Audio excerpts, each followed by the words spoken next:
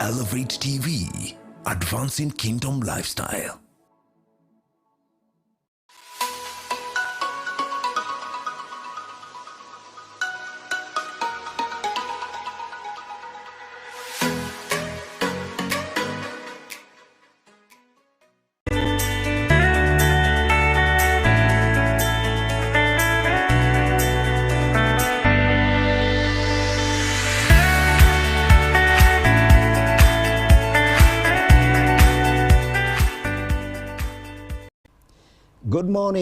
Good morning. Welcome again to this morning edition of the Morning Digest. This is the 11th day of August 2021, and we're glad to be alive and well this morning. Welcome and join us today. Sitting in on for one of my co-host here on the Morning Digest editions, and so Pastor Moses, and I have here with me a wonderful guest. Our subject today is going to be interesting in terms of, we're going to be talking about opportunities in some unique careers, and we're going to introduce you to this particular career, which is very, very interesting.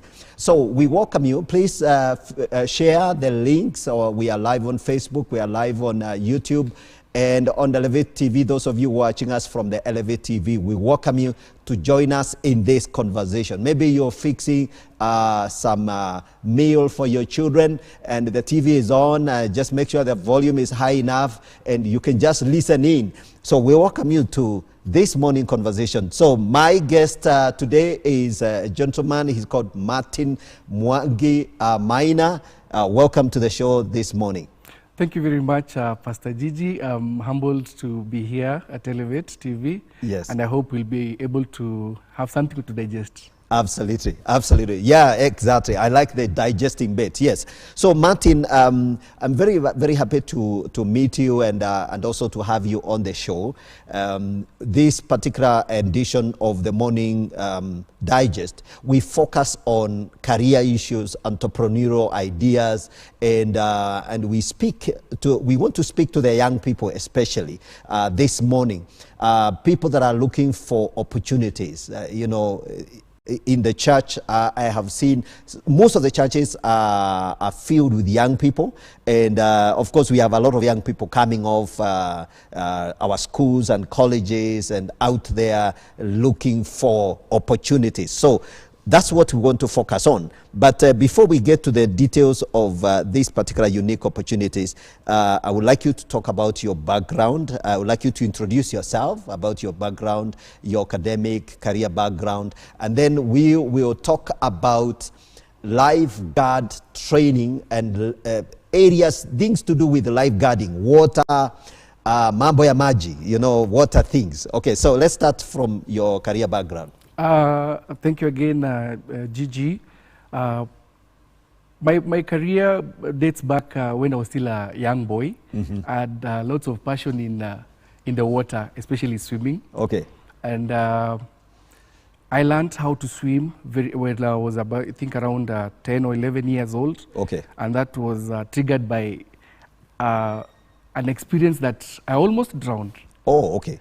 Somebody pushed me into a swimming pool. I didn't know how to swim. Uh-huh. And I took it up for me to overcome that phobia, that feeling of you want to drown. So my career dates back when I was a small boy. Okay. And I took it up to learn how to swim when I was very young. Mm-hmm. Was that in primary or in, yeah? Yes, I was in primary school by then. Okay. So again, I went through my usual education, O-level, high school, college. Yes. But again, still, I was feeling that I still needed to go back to the water. Yes. So my career again, I've majored in aeronautical engineering. Okay. Been in the military. I'm a retiree, by the way. Okay. And in the military, again, I took up to water. Okay. And started a program there, which is still running. Okay. So I would actually say that my career is more of my passion. Okay. Okay. So amongst the things that I've done in the aquatics, we Yes. call it the aquatics, is we have lifeguard training, we have scuba diving, we have lots to do in the aquatic industry. Okay. So I took it up for me to also educate others, train others Yes. on water issues. Okay. So that is where we are. That is where I am. That's where you're coming from. Yes. Yeah. So so maybe just a little bit, you know, I guess you got interested in the military, you got recruited. You know that recruiting business, it's a very interesting thing. And by the way, not everyone actually really considers a career in the military. You know, some of us are scared with those kind of careers. So is that just your personality, or what exactly drew you and attracted you even to dare, you know, sign up, you know, when the opportunity came? Well, by the time I was going for the recruitment, I would say I would usually admire soldiers. Okay. And the courage they would have wherever they go. Yes. And for me, I believe there's nothing as passionate as being courageous to take up whatever career that you'd want. Yes. So again, nothing is hard enough to say that I cannot take it up. Okay. So with the military, yes, I was actually retired after 22 years. Oh, okay. So you served a long period. Years. Yeah, that's amazing. Thank you very much. Yes. And what I would say is that probably while I was still in the military, when I take it back to the career that I'm currently pursuing, yes, which is in aquatics. Yes. I would say that go for your passion. All right. Because in the military, yeah, as much as I was in the aircraft engineering, yes, I would spend a lot of time in the pool. I would spend a lot of time training other soldiers to be water safe, and that also showed me that I could also make an impact wherever I was, whether in the military or outside. Yes. So I developed a program together with my fellow soldiers by then. Yes. A program that today it is still running. Okay. A water survival program. Okay. Which entails what I'm also doing currently outside.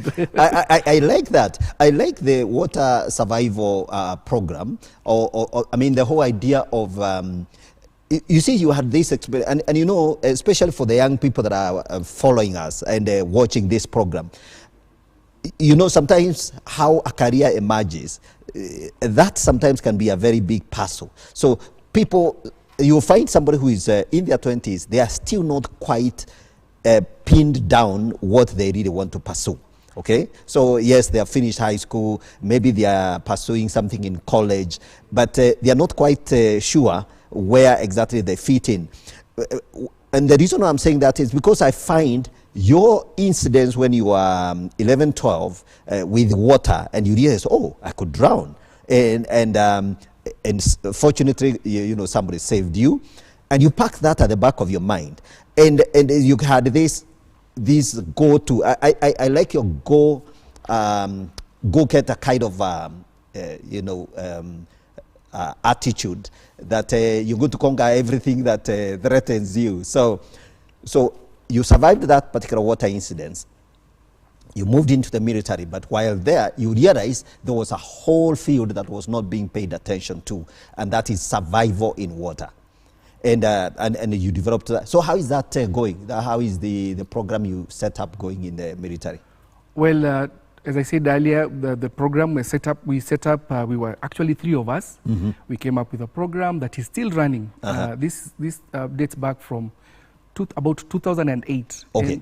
And, as at now, I believe by the time I was leaving, we'd train over, say, about 400 soldiers on a very intensive water survival program. Okay. It is still running. I'm proud that it is still running. Okay. Now to... So then after that, when you retired, yes, now that's when you came out here in the world, yes, you are retired, and you are thinking, which way do I go? So tell us how then you developed now your interest and then began now to create a career out of it and something that can generate some income. Truly speaking, there's a big gap that is still out there. Yes. That is still out there, especially in that aquatic world. Yes. When I retired from the military, of course, I took up other businesses. Yes. But I still ran with my passion. Yes. My passion is still to be in the water. Yes. So as much as I'm doing other businesses, Yes. I am very comfortable in water. Yes. I'm still getting something extra out of what I'm doing in water and helping others. Yes. But again, to the youth, Yes. what I would actually say is there is nothing as important as going with what you're passionate about. Okay. And whatever it is, one can take up and pursue it. Yes. And you'll enjoy your life. You'll be doing lots of other things. Yes. As much as you're making your money and being passionate about. So when I came out from the military, of course, I've been able to do other courses, yes, especially related to aquatic. Okay, okay. And I've also taken it to another level where with my partners out here. Yes. I'm also still getting lots of support from the other gentlemen in the military if need be. Yes. But out here, there are lots of other things that I'm still engaged in. Yes. We are running an NGO under Swim Safe Kenya. So the NGO Swim Safe Kenya, together with my partners, yes, we've concentrated on lifeguard training, okay, especially to the youth. Okay. We have had to train a couple of lifeguards, and these lifeguards are actually employed mostly out of this country. Okay.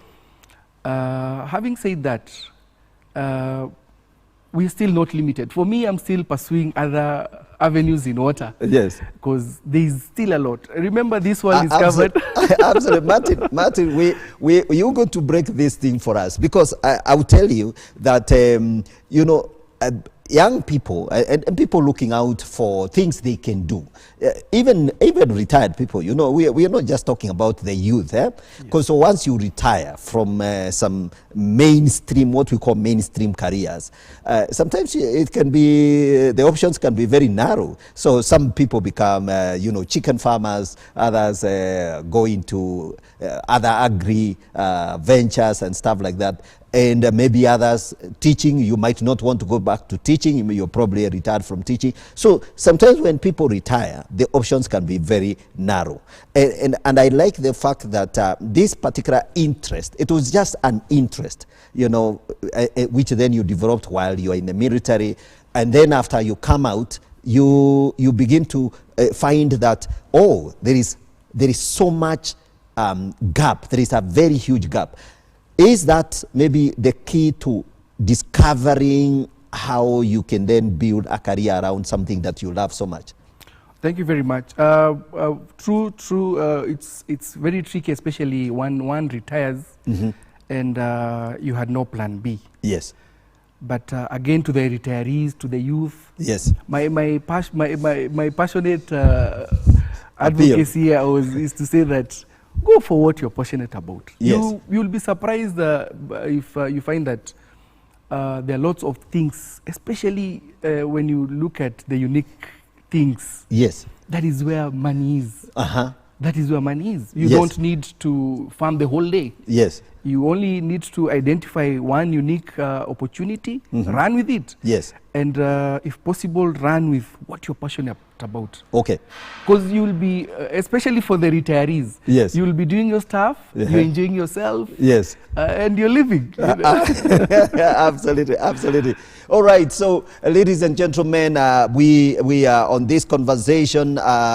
Please tell us where you're watching from, and please interact with us. We are live on Facebook, we are live on YouTube, and we have our numbers, the numbers on the screen. You can send us a text. I've got that phone number here with me. Don't call, but just text, and we shall be able to read your text and get to hear what you have to say, and join us in this conversation. We're looking at unique career opportunities, and my guest here, Martin Mwangi, is a lifeguard trainer And in this particular, industry, very unique industry, water survival skills, Swim Save Kenya, one of the organizations he's been helping out. And so there are opportunities out there for you young people, even in something that you just enjoy doing, like swimming, I mean, by the way, the Olympics, so maybe we can divert a little bit, it's always good to divert to some of these interesting things. The Olympics, of course, they always include swimming. Is that something that you follow, or you are just saving lives and don't worry about the sporting bit of it? Thank you very much. The swimming bit is quite wide. Yes. For us, we also teach people to learn to swim. Okay. So when they learn how to swim, especially the young ones, we're able to take them to the next level, which is the competitive swimming. Okay. And we have had people performing well in the previous Olympics. For this particular one, we had, I think, 2 qualifiers in the Olympics, which is amazing. I'll tell you, there's a very big difference, especially in the developing nations and the first world. Okay. Because we tend to introduce swimming at a late age. Okay. So when we compare with the rest, you find that we don't perform very well in the Olympics or other, but were it that swimming was introduced at early stages, we'd be having Kipchoges in water. Okay. So we also train the learn to swim, the swimming, the competitive swimming. Apart from that, the lifeguard, of course, the lifeguard training, that is what we major in. Yes. Again, there are lots and lots of opportunities in water. Actually, by the way, because you see, we are trying to explore this field. I'm telling you, Martin, I don't think whether I've ever had a conversation of this nature about this particular domain. Water-related, aquatic opportunities in this water. I know there are people, of course, there are things to do with fishing, but we're talking about this, the swimming pool or the open sea. So, at what age can a child be introduced to swimming? Is there too young to swim, or what age? So because you've mentioned, and I really want you to open that up, because you mentioned the idea that in the West, in the developed countries, swimming is introduced early enough, and that's how you are able, you develop your career. It says competitive swimming. You develop it as early as possible, so that by the time you are 18, you're competing in the Olympics, with the big guys. At what age? God is very creative. Yes. And by nature, God created man to be the dominant over even the waters. Yes. Now, you'll find that a toddler, a 3-month-old, a 6-month-old is introduced in water. And the instincts start developing there. Okay. And the skills start developing once the motor skills are developing. Yes. So it is never too early to start, even at months. And that is why you find that most of the fastest swimmers, when you look at their history, they'll tell you, I started swimming at 6 months, I started swimming at 3 years. So, but for us in Kenya, you find that probably getting access to just a swimming pool is a challenge. All right.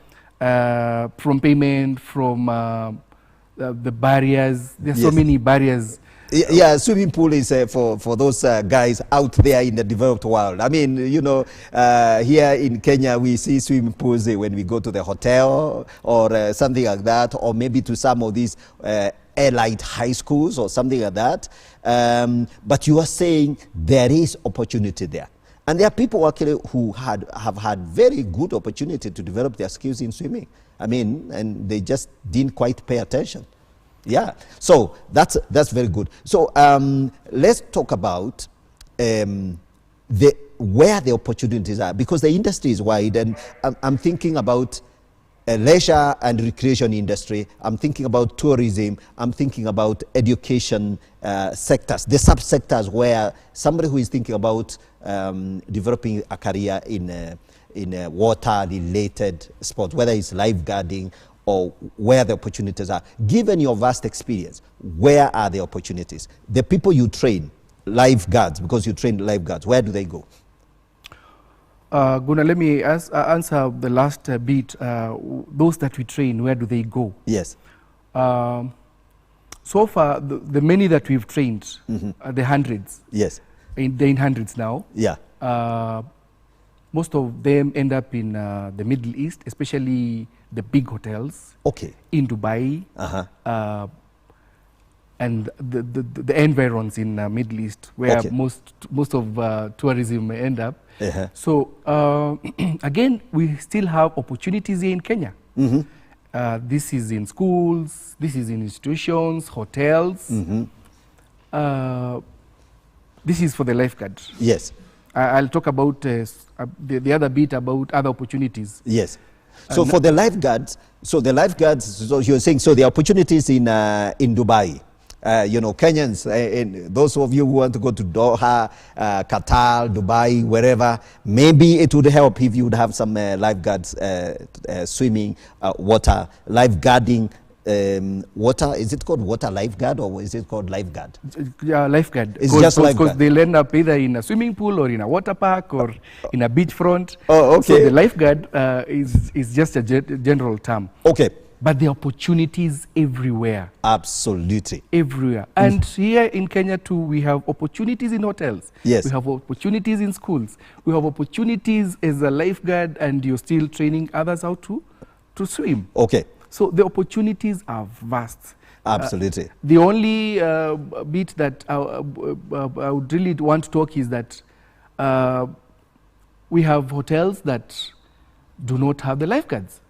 So there is a gap. Okay. So that is why we find that most of those that we've trained will end up going out of this country. Okay.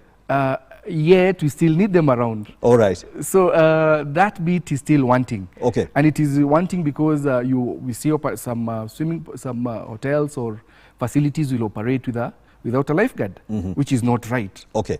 You could just imagine that you walk into an example.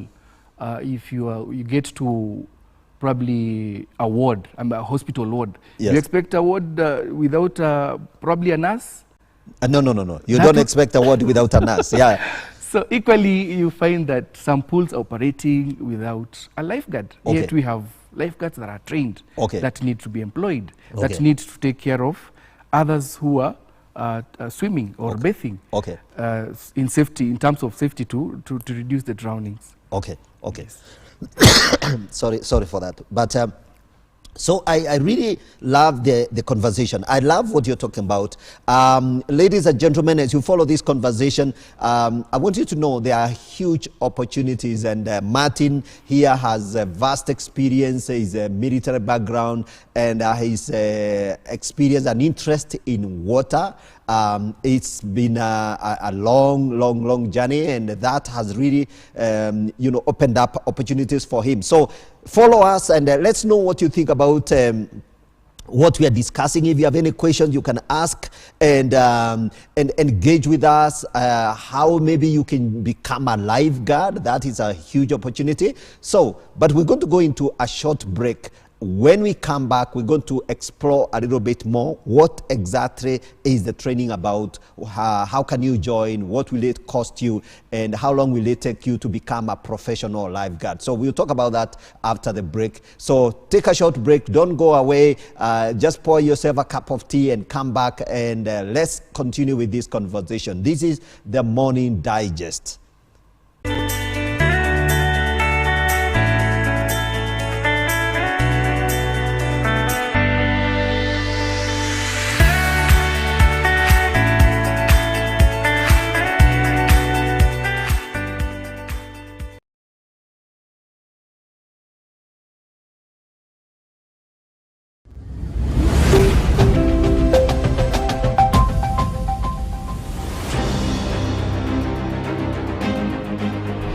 There is no town, there is no city, there is no nation without fathers. They went before us and set the stage of what we see in the gospel today.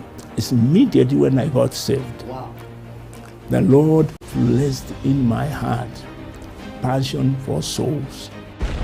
They fought the battles and prepared the way. They were told this miracle worker is here from Kenya. He has troubled so many churches in Kenya. Troubled. Be careful. Others said he's a false prophet. But the sick did not listen to that. They needed it. What did they do that we are not doing? We believed the word of God that it is true. I believe the word of God that by his stripes I was healed. Do not fear, for you will not be ashamed. The gospel then and the gospel now. God says, do not be dismayed. We didn't have the technical gospel that people have today. If you believe, bow your head, raise your hand, come forward. No. No. People just stood up and began to repent by themselves. Wow. Others crying on the floor, saying, save me, save me, save me. Oh, Jesus. Dressing the mantles.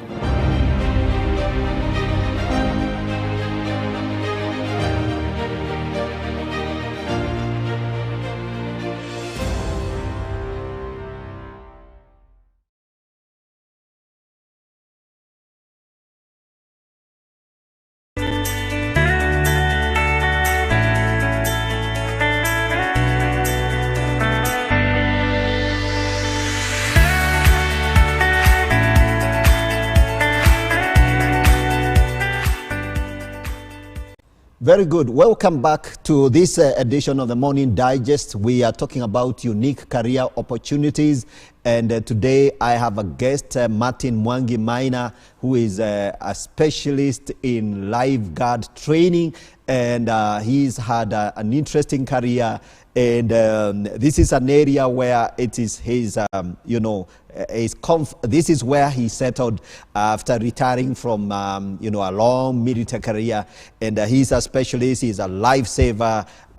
Martin, have you rescued people from the high seas and all? So, those are the things we think. When we see you, I saw a picture of you wearing that, carrying the cylinder, the oxygen cylinder and some other things. Those things we only see in movie. So have you had to dive into the very deep seas? Maybe we can talk about that a little bit, and then we come to talk about the training.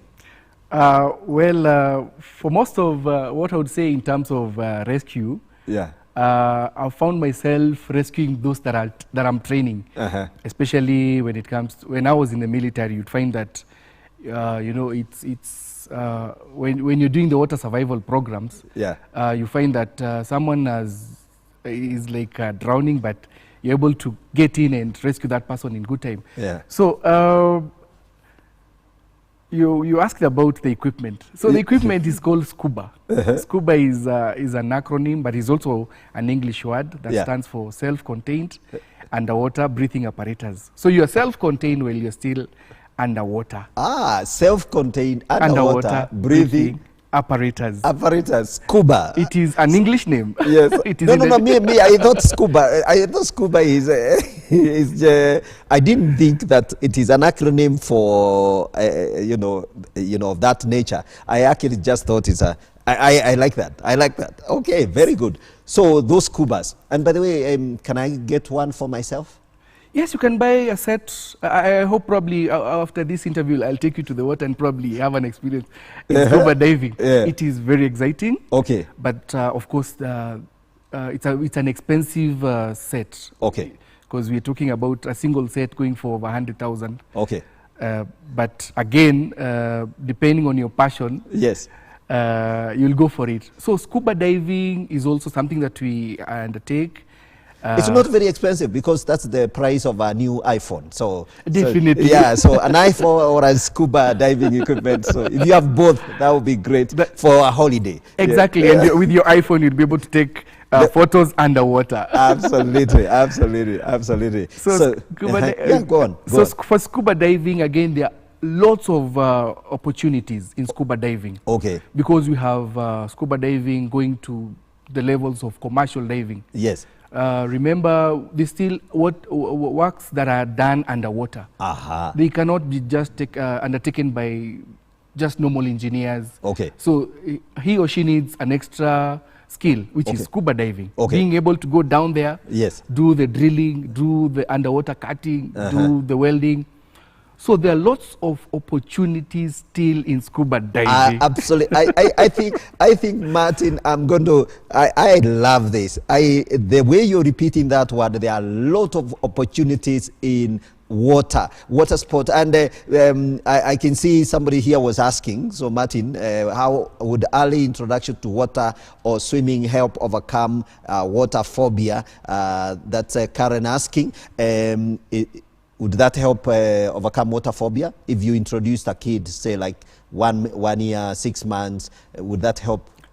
Definitely. The earlier you introduce a child in water, that phobia goes. Okay. Actually, our first lesson in swimming or learn to swim is being able to get that aquaphobia or water phobia. Yes. From anyone. So for a child, again, you'll be able to see that you taking the child in water, but the child would want to cling to you, you know. Yes. But eventually, 2-3 lessons, the child is comfortable in water. So the earlier, the better. So mothers should actually, help when they are bathing their little babies. They should kind of have a big enough, water container so that the baby can try out their skills inside there as they watch carefully and stuff like that. Definitely, with a lot of supervision. With a lot of supervision. Because we have people who are drowning in basins. Yeah, basins in the house. So yes, that's very interesting. Then somebody else is commenting here. Peter Suma is saying, kudos Martin Maina for embracing an opportunity and filling the gap of training and equipping lifeguards with the necessary skills. That's a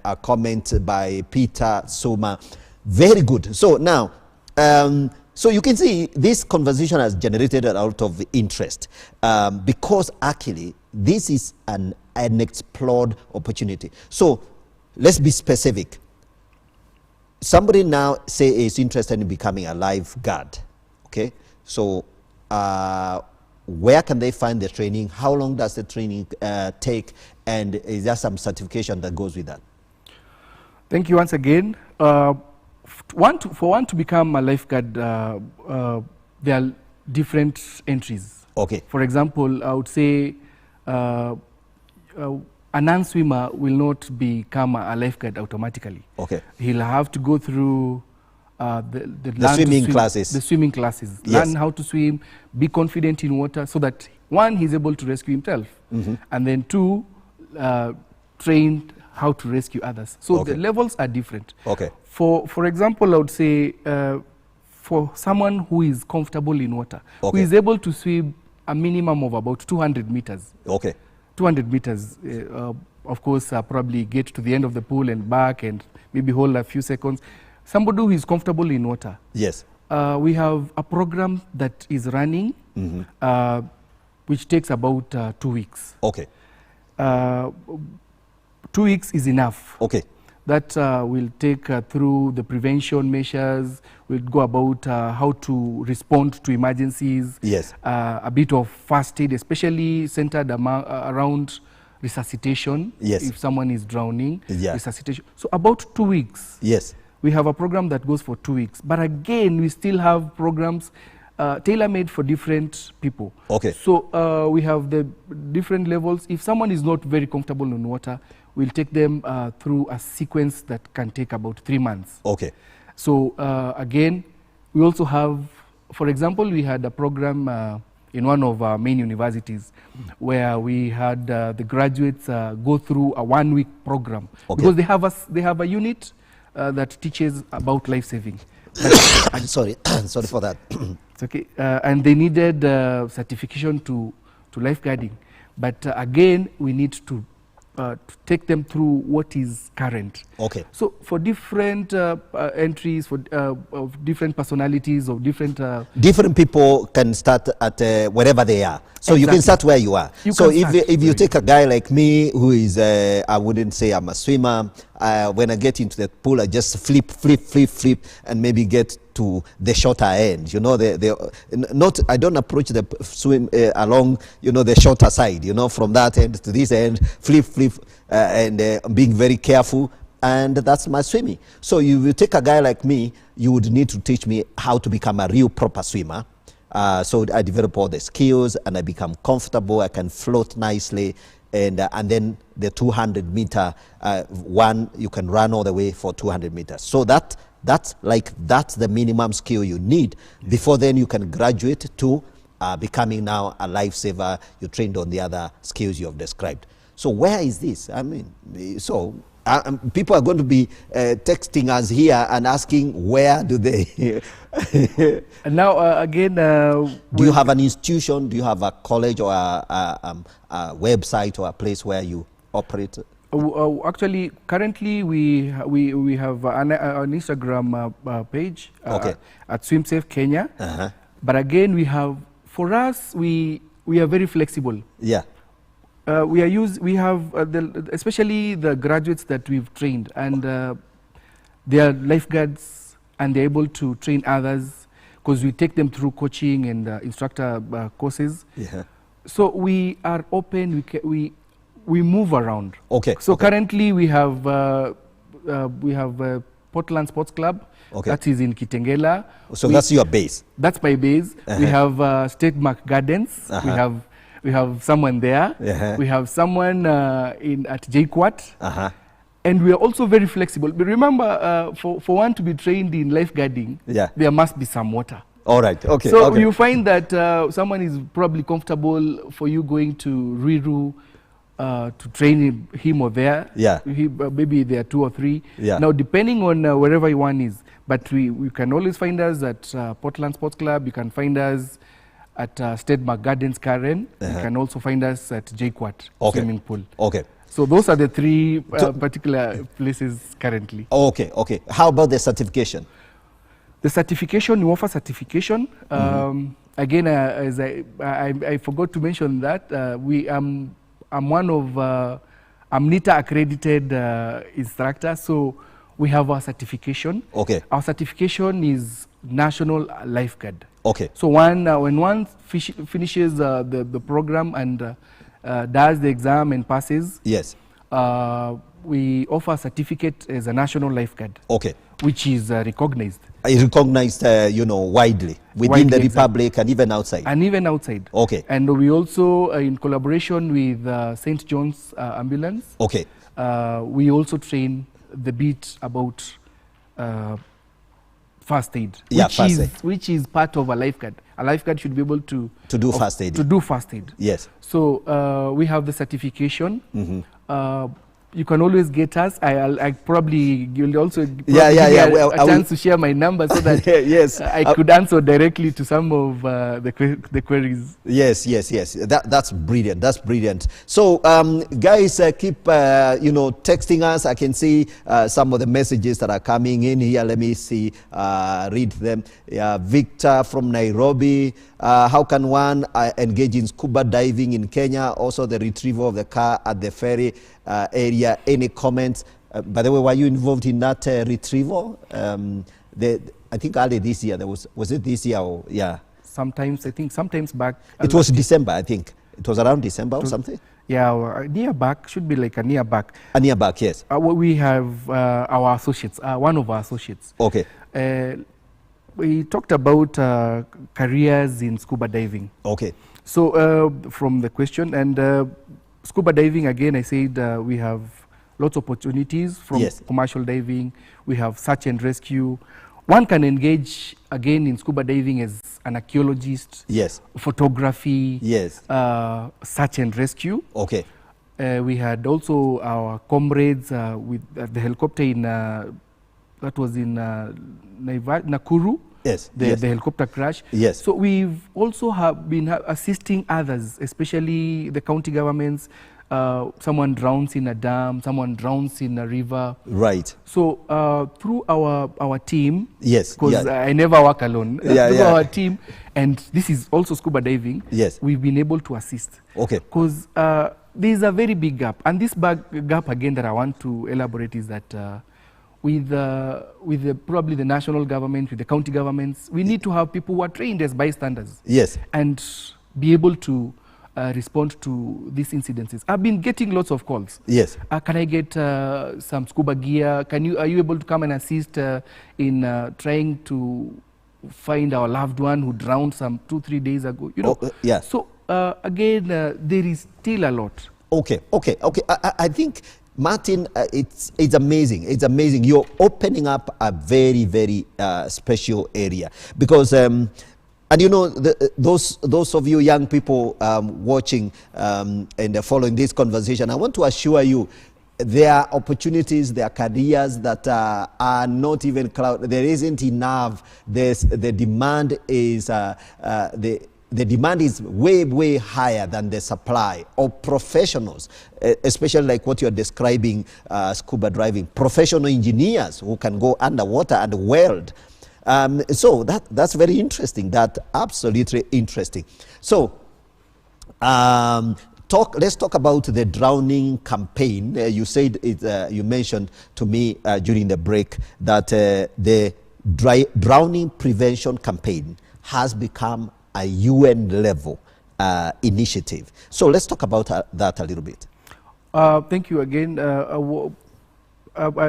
We ran a drowning prevention campaign, and with the drowning prevention campaign is that one, you'll find that so many people are drowning worldwide. Okay. The UN estimated like about over 235,000. 235,000 people per annum. That is exclusive of those who drown through floods. Yes. Again, in Africa and the low-income countries, yes, there is very little documentation. Yes. So recently, on 28th of April this year, the UN declared that drowning prevention, drowning itself is a pandemic. Okay. As much as we are talking about COVID, yes, we have a pandemic in drowning. Okay. And they gave a guideline on what needs to be done. And amongst what needs to be done is training. Yes. Is training by standards, is training school-going children,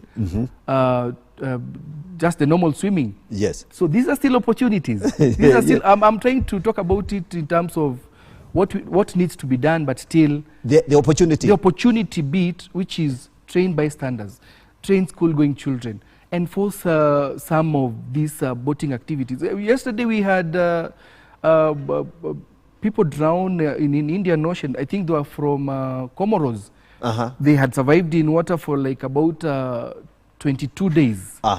And the unfortunate thing is, if there was an enforcement bit, yes, which is still an opportunity, because we need to enforce, we need to have people have these life jackets. Who is going to doing the vendoring to the fishermen, to those people? You know, this would have not happened because definitely they did not have the life jackets. Okay. So the UN declared drowning prevention, and governments have adopted the resolution. Okay.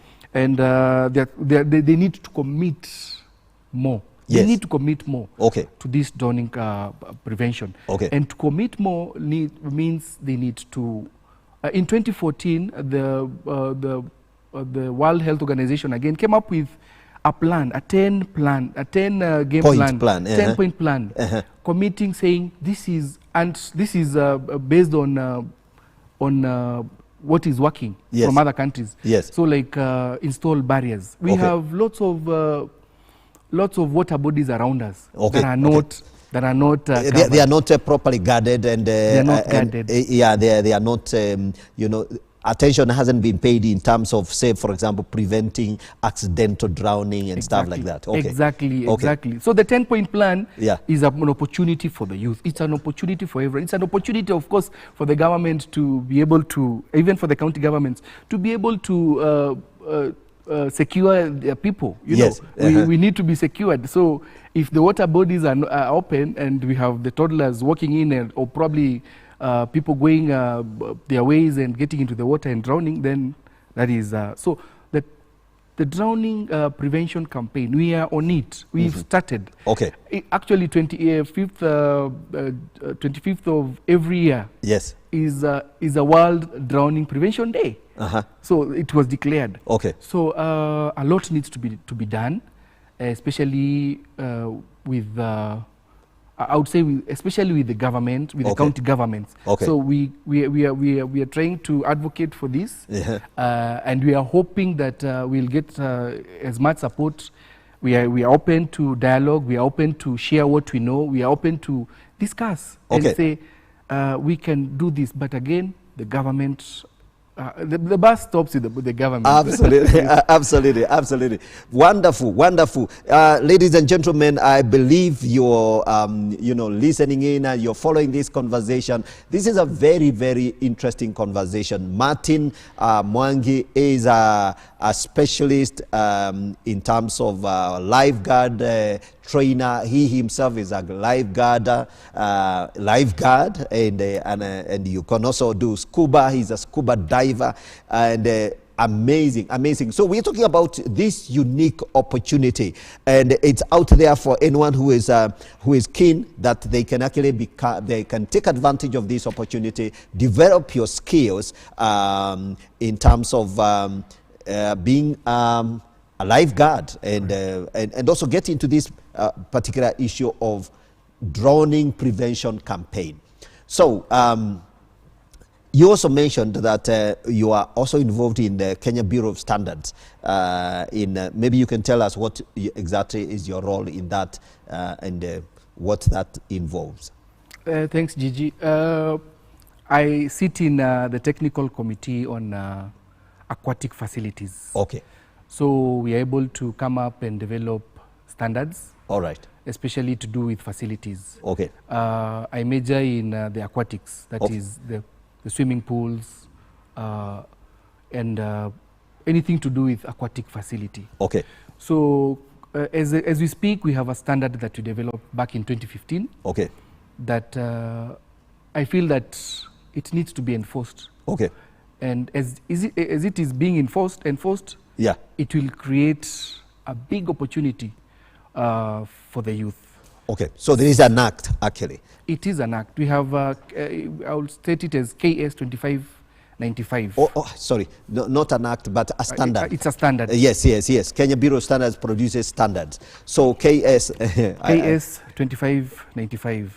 KS 2595. So somebody can actually Google that Kenya Bureau of Standard KS 2595. Correct. And they can dive into the details of it, especially if you are a school and you are interested in developing a swimming pool. That's a standard you need to look at. We also, yes, correct. And we also develop standards on the construction of swimming pools, because you find an investor wants to make a swimming pool, doesn't care about the safety issues, doesn't care about the kind of tiles that he puts on the floor. On the floor, probably they are slippery, so they need to have a kind of grit on your foot. Yes. Remember, one is walking probably when the legs are wet. Yes. So chances of slipping on a slippery tile are very high. So we have standards. And when I talk about especially the KS 2595, yeah, I would really want again to take this opportunity and probably challenge our leaders out there. Yes. We've seen bills passing in Parliament. Yes. I would really love if probably kuna mheshimiwa natuona sahi aseme, I'll run with this bill and take it to the Parliament and have it passed so that it is enforced.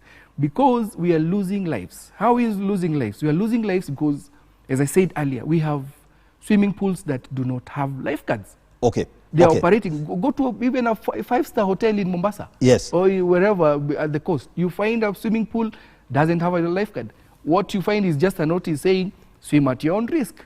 Yes. They need to take, with the standard, they need to take liability. They need to have the lifeguards, which will also create an opportunity for our youth. Absolutely. Martin, I love that because you see, I think one of the things that is lacking in conversations as we wrap up and as we talk about opportunities in this particular unique arena of the aquatics, water related skills, lifeguarding, water sports, and all that.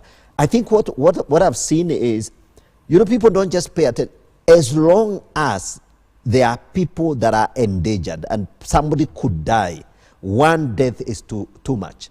And so that, I don't see how you cannot get an opportunity if you can prevent just the death of one person. So young people out there, you're looking for problems to solve. You're looking for what can I do to enhance my career. You walk to some of these schools, the big schools, and find out if they have a lifeguard, and if you've been trained by Martin and you are certified as a national lifeguard, you have a national lifeguard certification, there's no way you can miss a job. There's no way. There's no way. And that's why we feel bad that most of those that we train, we need them to come and probably recertify after some time. Yeah. But they're out there in Dubai, they're out there in Jeddah, they're out there. But our swimming pools, we still need them. We still need them. Absolutely. Absolutely. This is amazing. This is amazing. You cannot even train enough people for the demand that is out there in the market. Martin, this is just amazing. This is just amazing. So, but finally, let's say I'm just interested in learning how to be safe in the water. So I went to the lifeguard training, and then maybe I can, do you think there is opportunity in the leisure side of things? Do you sometimes do it just for leisure? Good one. There is still an opportunity while you're enjoying yourself. We do camps. We do camps where we organize and take people for a scuba camp. Yes. For example, you say we're going to give you a scuba experience. Okay. So we go down to Malindi or Mombasa.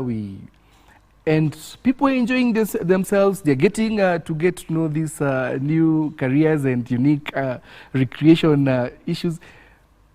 I'll tell you for free, Gigi. Yes. This world is 75% water. And when Kenyans say they are going down at the coast, yes, they actually do not get, they leave the niche in water. Yes. Because in the water you'll find, you'll swim with the fishes, you'll be able to see them, you'll be able to dive with them, you'll be able to have snorkel with them. Snorkeling is where you have the face mask and something to breathe and you're still facing down. Yeah. So there is still so much. And down there we have valleys, we have mountains, we have even rivers, we have the corals. And Kenya has one of the best corals in the world. Wow, wow, and wow, I can imagine we usually end up at the beach. Yes. So come to us, we'll take you through a few lessons, snorkeling. If you're not geared up for the scuba diving, we can take you through the very basic, the snorkeling bit, yes, which you'll still be able to enjoy and see the underworld, see the coral, see the fishes, swim with them. When you take that boat ride next time to the coast, yes, don't just look at the waves. Yes. You're living the very best down there. Absolutely. Martin, you're making me so excited because I can imagine, I mean, I have been to the coast and just walk along the beaches. Even the songs we sing, you just want to walk along the beaches holding your wife and that's it. But you're saying there is much more just behind that water, below that water. There is so much life there. We're talking about 75% of the world being water. So we have only tasted such a small, tiny bit of it. Absolutely amazing, amazing. So I want you to look at that camera and speak to some of these young people who are out here, just looking for opportunities and tell them, give them a word of inspiration for this morning as we wrap this up. Thank you very much. Viewers and especially to the youth, I want to tell you that there are lots of opportunities out there. Identify what you love most. Identify what you really want to do and run with it. Whether it is in the music industry, whether it is in art, whether it is in scuba diving, whether it's in lifeguarding, whether it's in catering or beauty, if that is your passion, run with it. Start basic. If your education level says start with a certificate, go for the certificate, advance with the diploma, move on as you enjoy your life and create a career in your life. And again, allow me to also to speak to the parents, because I would really say that as for the parents, I'm also a parent, support your children. Let them share what they really want to do and support them. Fully support them. If you wanted them to be a doctor and they want to be doing something different in the music, kindly support them. Kindly support them. I'll share just a brief story. I used to be thrashed when I was a very small boy because I'm going for a swimming pool. I'm going to the swimming pool, yet they know I could easily drown. But again, the swimming pool down there, we used to have a lifeguard. But I used to get lots of thrashing. But today, as I'm heading to my 5th floor, I'm still enjoying the water. What I really wanted to do, what I'm passionate about. So for you out there, what you're passionate about, go for it. Absolutely. Go for it. Absolutely, absolutely. Wow, this is the Morning Digest, and I'm so excited that we have had a very, very, very interesting conversation here. My guest here, Martin Mwangi Maina, is a lifeguard, a specialist, you know, ex-military guy, absolutely amazing guy. So there is very, very huge opportunity. So, of course, finally, if you want to get in touch with us, there are numbers on the screen. You can text those numbers. Please don't call. You can just text or send us a WhatsApp message. You can also write to us through the social media platforms. You can look out for Martin. He's based in Kitengela Portland's Sports Club, and then JKU Art. There are people like him and Steadmark Gardens. And Steadmark Gardens. So you can get into this space and enjoy yourself and develop skills in this particular speciality. And so that's all we had for you this morning on the Morning Digest. My name is Godfrey Geshoke. I've been your host this morning. Thank you so much. Have a great day. Bye. And see you again, same time, same place.